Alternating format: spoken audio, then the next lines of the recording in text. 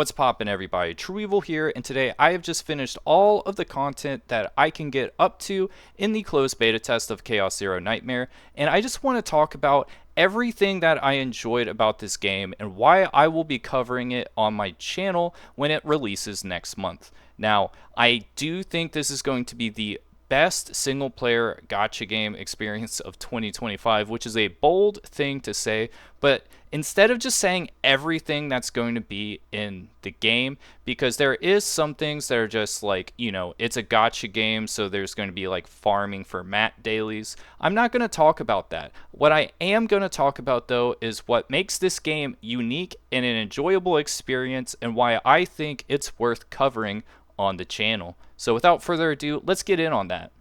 So the first thing I want to talk about, which really makes Chaos Zero Nightmare unique, is its progression system. It is a turn-based roguelite card game gacha, which is a lot to say, but it does make it so it has this really cool, unique experience that is unlike any gacha game I have played in recent memory, which is, every character has their own cards. This is a DPS, has some really basic attacks, and then their unique DPSs. We have healers that sort of do the same type of things, but what is really cool about this is that every type of character can unlock these like neutral cards during the roguelite mode, and at the end of the roguelite mode you get to save the characters. So on the save datas you get to get some cards during it, and for example my DPS, I was able to get this move called Overwhelm and Sadism, and they really make it so the character just becomes unique and makes it your own,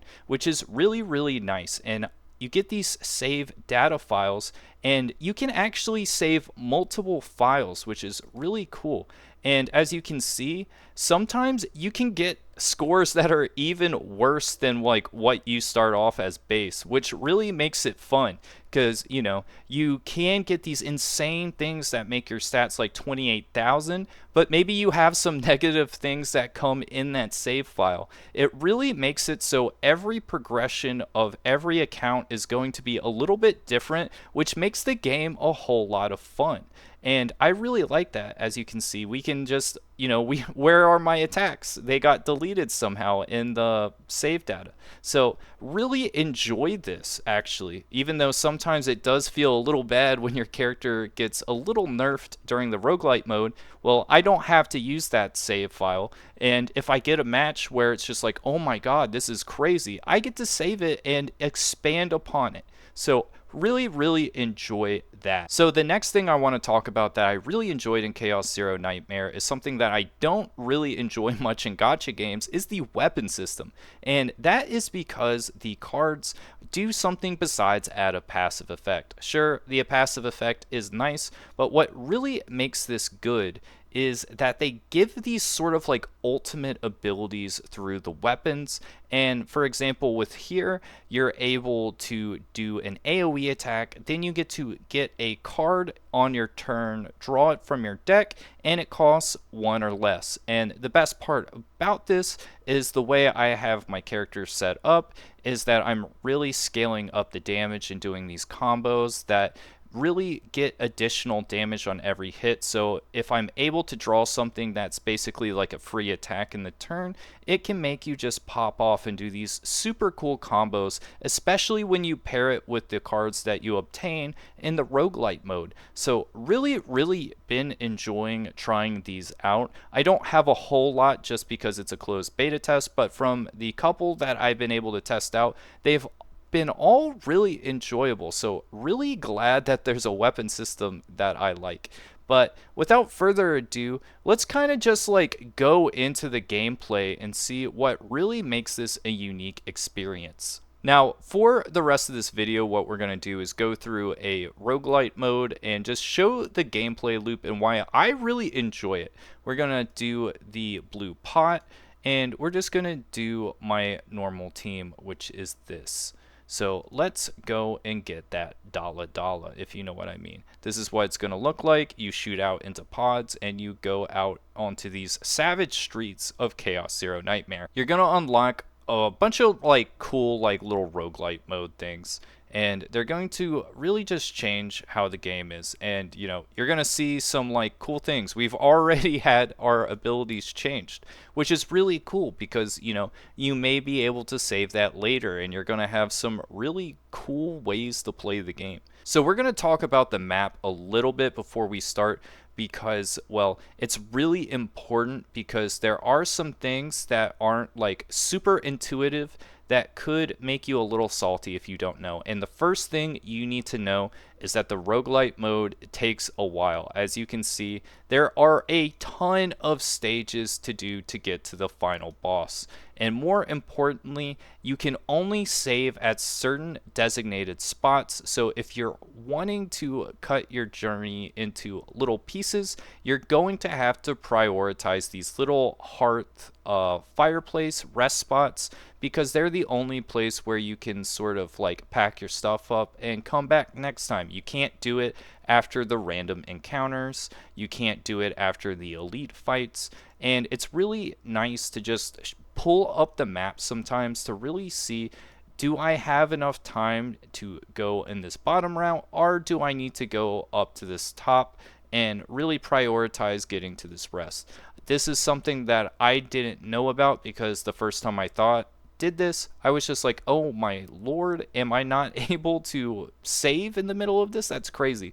But you do it through the fireplace, and of course there's just like the random encounters, there's little fights, there's elite fights, and the biggest thing I want to talk about is that you cannot say like you don't fully heal after the end of each fight. It's accumulative during this entire event, and as you can see, this is a big stretch. So you're going to want to make sure you have some way to heal, or else, even if you are a little bit over leveled, you're still going to take a lot of damage. So just really going to say that make sure that you are building a healer when you start this game. So without further ado, let's talk about how the combat is going to look. Let me walk you through how combat is going to go on a weaker fight, and then we're going to move on to a big cool boss fight and go through that without any talking, just to show what a really cool fight in this game is going to look like.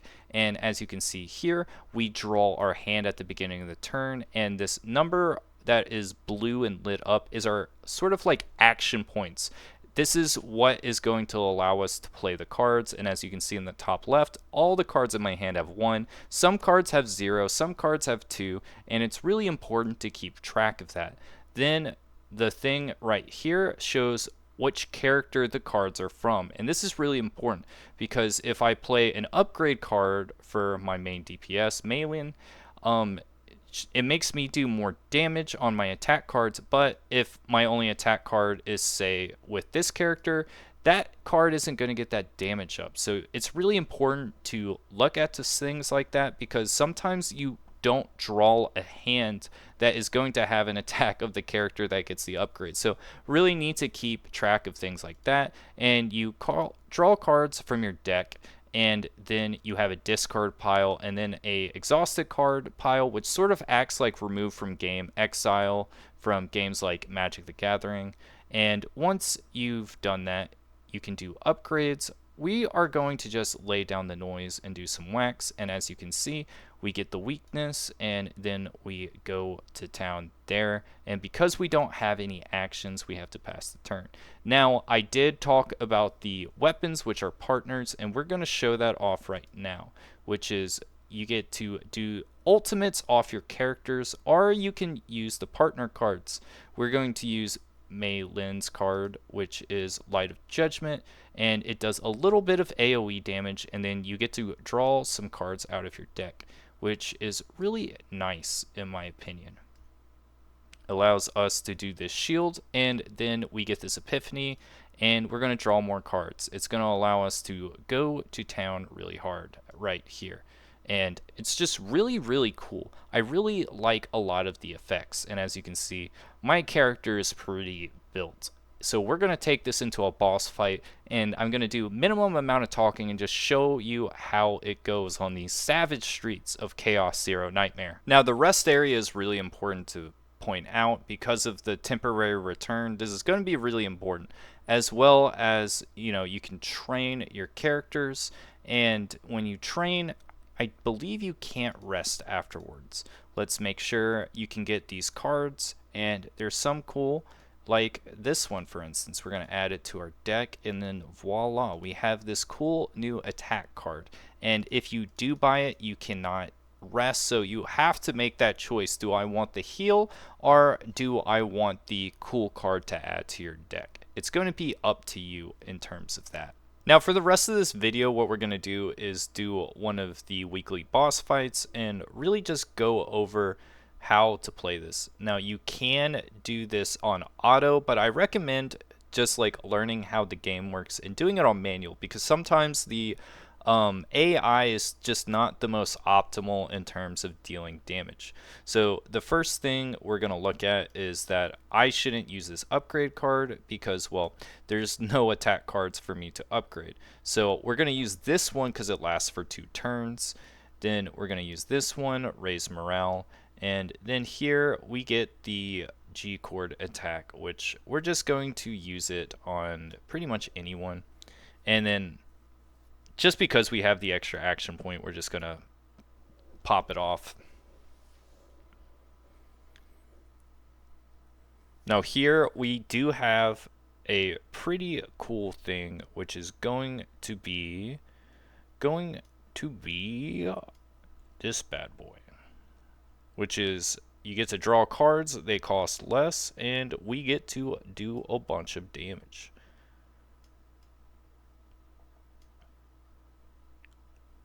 Let's see if we can take down some of these enemies. Let's go for this.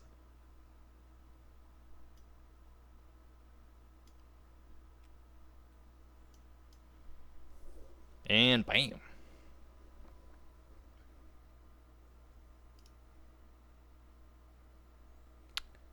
Let's do the ultimate. The ultimates are really cool in this game, I think, and this boss is weak to whatever the poison type element is, so it's really nice to get this. This character is really strong because she does this thing called agony, which is basically dot poison stacks, and it does a lot, as you're going to see right here. Boom, boom, boom. That did quite a bit of damage.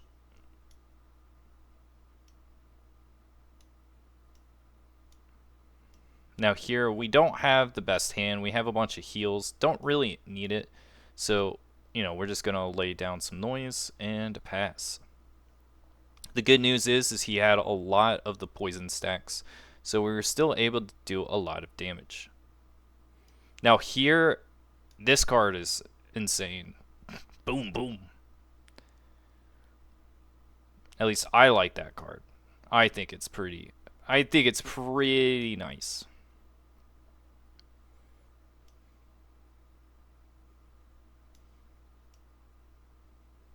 Let's activate some random cards from our attack pile, which is a really nice one because it uses our stacks from our hands.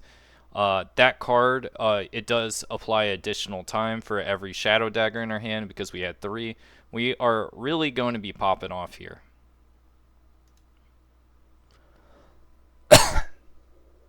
And as you can see, we're doing a whole lot of damage. I really like the poison 4-star character. She's really strong. And we're going to use this because they have a lot of stacks of agony. Boom, boom, boom. And I believe this one can heal us and finish the fight.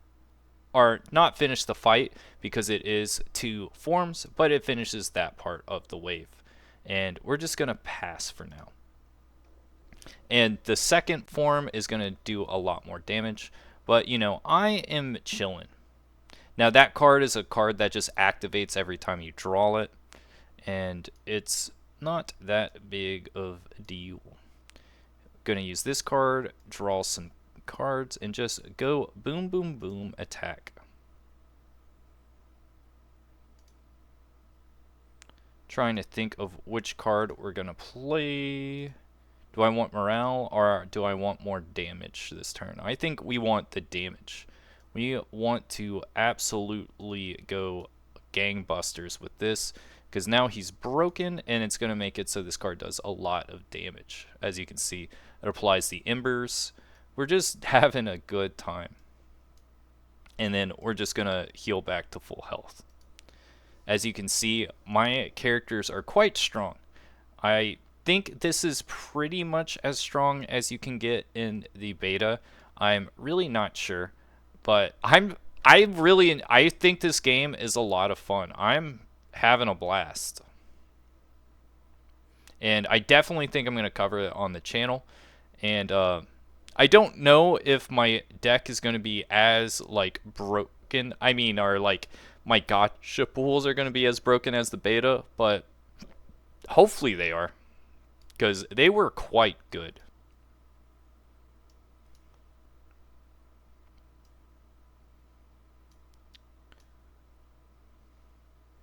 Now we're going to break him here. I like how you get to see how much on the break meter it is before every card, so you can really see which one you want to use. And here we're going to add some more agony, and then we're going to either... I think we're going to do this.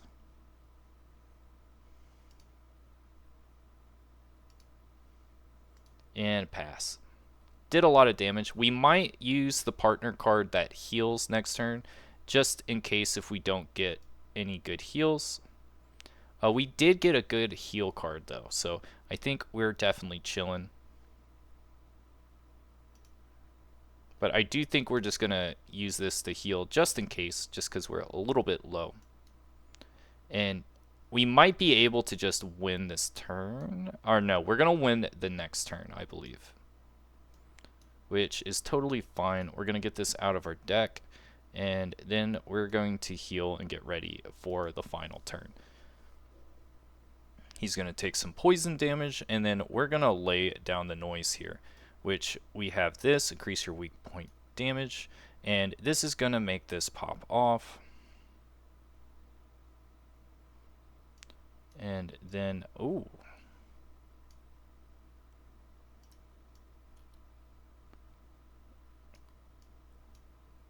I wish it would show me. I didn't see that card in my hand. That might have won the fight because of the agony on him. And now we're dazed. Oh no. And what Daze does is you have to play 5 cards out of your hand to make them basically work again, which is a little sad, but you know, it is what it is.